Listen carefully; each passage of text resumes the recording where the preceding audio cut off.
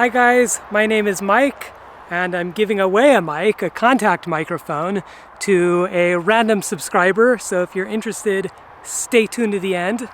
Anyway, while we're on the topic of microphones, if you bought a microphone from me recently, it probably came in a box that looked something like this. And this is just a standard box that I got from Uline, and I just printed out this label on adhesive paper and stuck it to the top. And there have been a few different variations on this label over the years, but anyway, that's it. And then I usually kind of wrap this shipping label around the other sides of this box. And then when you open this up, the microphone itself is inside of this kind of purple bubble envelope. So yeah, there that is. And so this is fine. I mean, it's done its job. I've shipped these all over the world, and this thing really is indestructible. But it's also not nice. It's not exactly suitable for retail, which I would like it to be. And the microphone does flop around in there a little bit, and sometimes they get damaged in shipping. And also this box is like a centimeter too short for the microphone, so the mic ends up kind of folded up in there, and I've never really liked that. And I also really don't like this plastic envelope. You know, if I sell enough of these, it's only a matter of time before these end up in the ocean.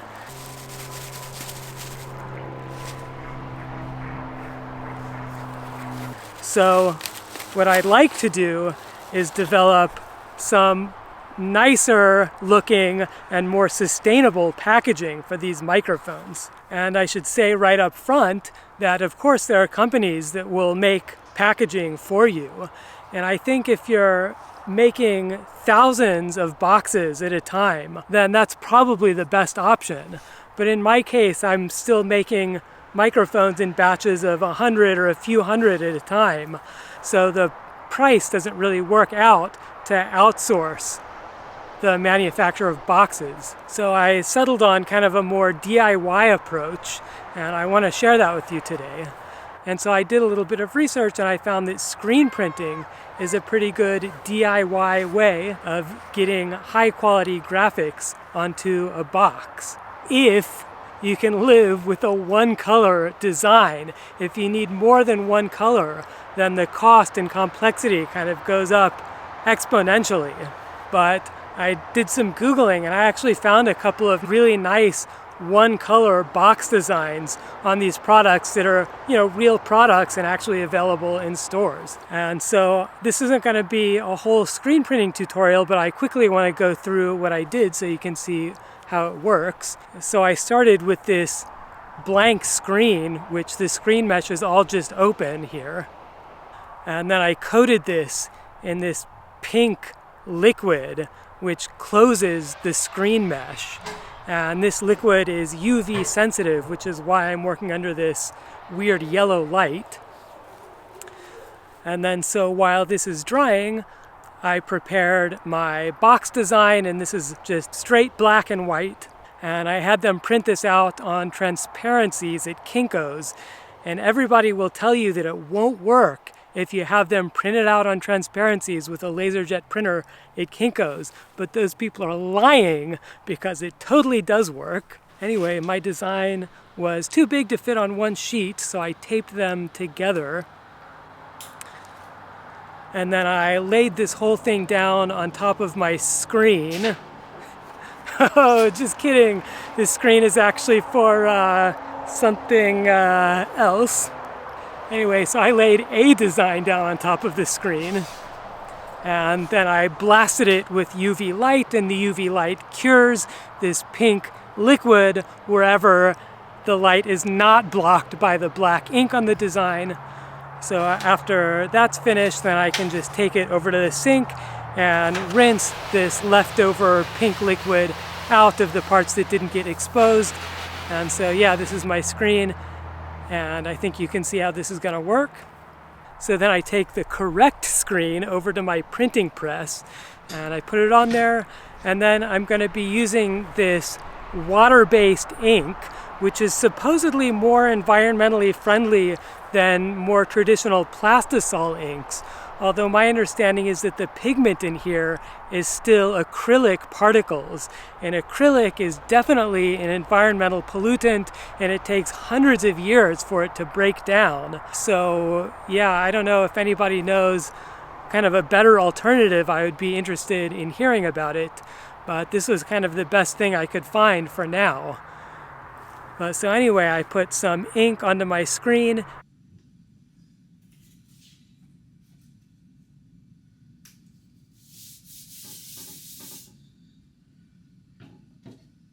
And then I just squeegee the ink through the screen onto the box.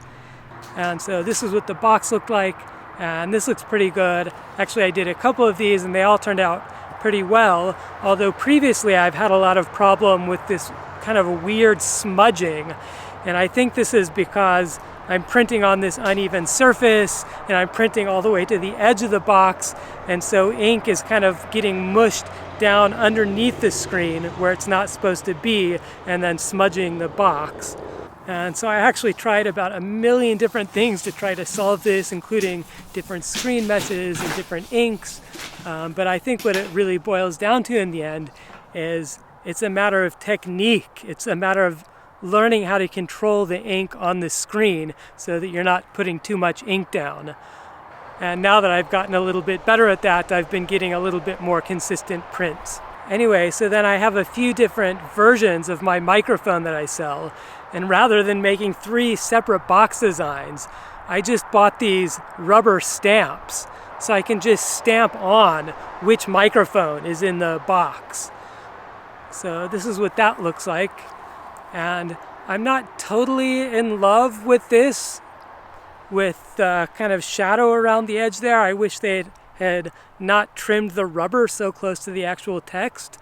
But maybe this is one of these situations where I should just celebrate the fact that it's a stamp, and rather than trying to make it look like screen printing, maybe I should just put it on there crooked and let it be, you know, weird and grungy looking. That might look better. And then I need to fold this box up, and I get confused by this every single time I do it. And so this might be a good time to mention that the new box is actually an inch longer than the old box, so the mic actually fits in there properly. So then I also need a separate barcode for each version of the mic. So I just printed out some barcodes and stuck it on there. And by the way, it's now possible to get official GS1 barcodes for only $30 per barcode. So that's actually pretty nice. And so I know there are also some legal requirements for packaging. I think there are some symbols and text that I have to include on the box, and I haven't totally worked out what that is supposed to be yet.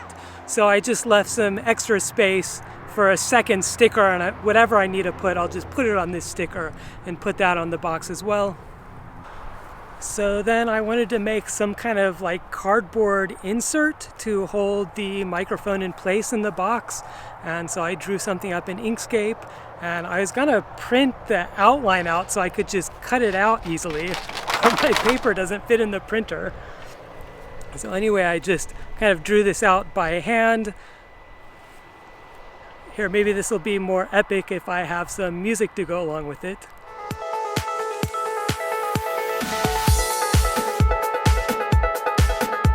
And for the sake of prototyping, yeah, I just cut this out with a knife.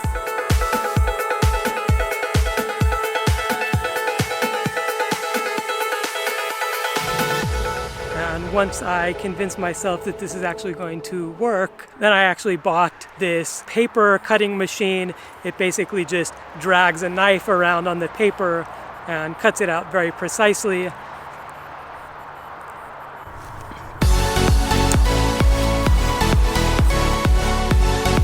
Yeah, that's enough of that. And so this is what the insert looks like. It's in 2 pieces, and it's perforated where I'm going to fold it so that I can fold it easily. And so the one part is a little bit lower, and it just kind of raises the floor of the box. And then the second part goes over the top of that, and it has these features that actually hold the mic in place. Yeah, so this is what that looks like. And so if I did this right, there should be basically 1 cardboard width of space left down in there so that the lid can close properly. And then, yeah, the mic is actually really secure in there. So I think this is going to be a lot better. So then I wanted to wrap this whole box in something, partially to help hold it closed, and partially because I want this to serve dual purpose as a product box and as a shipping box, because most people just order one mic from me, and it seems a little bit wasteful to put this whole box inside of a second box and, you know, fill it up with packing peanuts or whatever. So basically I want to be able to put a shipping label on this and then have people peel off the shipping label with the wrapper and then be left with a nice box. And silly me, in my feeble brain, you know, I was thinking, well, cellophane, that's like derived from cotton or something, isn't it? Like it should be biodegradable and compostable and all of that. So of course I went on the internet and I found a lot of things like this. So it's a cellophane overwrapping machine for wrapping your boxes in cellophane. Look, it even says right here that she's wrapping the box in cellophane. So that's great. Let's visit their website and buy some of this cellophane. So this is their site, and here's their shop, and look, this is it. This must be the cellophane that they're selling. Well, it doesn't say cellophane. In fact, it doesn't really appear to say what this is made of, does it? Unless you look all the way down here in the tiny fine print, if you happen to know this acronym, then you would know that this is telling you that this is not cellophane, it's polypropylene.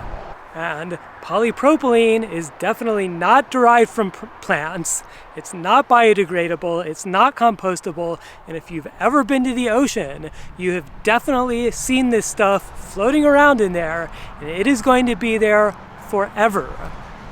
And as it turns out, the word cellophane is not regulated at all in the United States. You can call anything you want cellophane. And in fact, you can find websites like this one, which, by the way, this website is trying to sell you polypropylene. They even say, look, cellophane is made of polypropylene. It's the same thing, right? We're not being deceptive in advertising this as being cellophane. Oh no, it's just the industry standard term, cellophane. It refers to polypropylene. It almost seems like they're trying to confuse consumers into thinking that they're getting a sustainable product when they're not.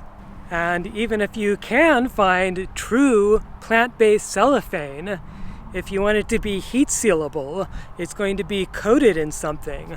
And God only knows what it's coated in. Often there's no way to tell. Anyway, so end of rant. I did find this cellophane wrap, which is advertised as being true cellophane and as being biodegradable and compostable, and it's cheap. So I bought a roll of it, and here it is. It has that nice crinkly cellophane texture. And so I had to trim this down to the size that I need. And then I have this hot plate over here, and I vaguely remember reading that this stuff seals at 120 or 180 degrees Celsius. I don't really know, so I just kind of heated this thing up and checked it with the thermocouple, and I don't know, that looks like it might be good. So yeah, I just sealed this up, and that went pretty easy. And I think if you don't have a hot plate like this, I think you could actually just do this on like a clothes iron. I have a hot plate, but I don't own a clothes iron, so there you have it, people. And yeah, this looks pretty good. I'm actually quite satisfied with the way this looks. I think it looks fairly professional, and I'm not ready to do a complete unboxing, but I just want to tear this cellophane off so I can see what it's like. And the only issue is it seems like this cellophane is adhering to this ink a little bit. And when you tear the cellophane off, it will tear some of the ink off with it. So I don't love that, but I also don't think I really have a solution for that right now.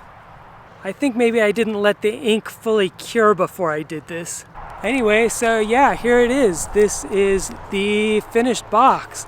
Look at how nice that looks. And so maybe it's not exactly on the same par as the beautiful, glossy, full-color printing that we're used to seeing on product boxes, but I think it passes as retail packaging. And it's certainly a lot nicer than the old one. So I think overall I'm quite satisfied with it. And so briefly, I just want to run down the cost a little bit. I think I spent around $700 getting set up, buying the screen printing press and the paper cutting machine and some additional little things, stamps and whatever. And then I think I can produce these for about $1.30, $1.50, something in there per box. And so, like I said at the beginning, if you're doing high volume, say thousands of boxes, then it's probably going to be way cheaper and faster for you to just use some commercial solution. Just buy your boxes from somebody who makes boxes. Okay, and conversely, if you just need 5 or 6 boxes, then the setup costs here are probably too high. But if you're working in that range between, say 20 and 500 or 1,000 boxes, then I think this is probably one of the best ways of doing it, because it's relatively cheap, setup cost, relatively cheap per box, and it's really flexible. If I need to change something, I can just change it. I don't need to talk to the manufacturer. I don't need to produce new tooling. So it's all kind of in my control at this stage. So as I said, I'm giving a red metal marshmallow contact mic away to a random subscriber. And so if you want it, make sure you're subscribed and then leave a comment down there saying that you're interested in this. And in 2 weeks from the time that this video goes public, I'll select one person at random and I'll ship it to you anywhere in the world that I can ship it to you via USPS. And it will come in this beautiful packaging. Anyway, so yeah, let's open this up. So the biodegradable cellophane comes off.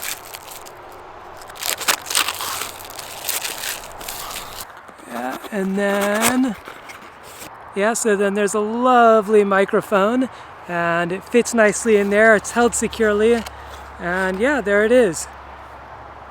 Anyway, so yeah, I think that's all I have to say about that for now. So please remember to like and subscribe as usual. And yeah, that's it. I guess I'll see you next time.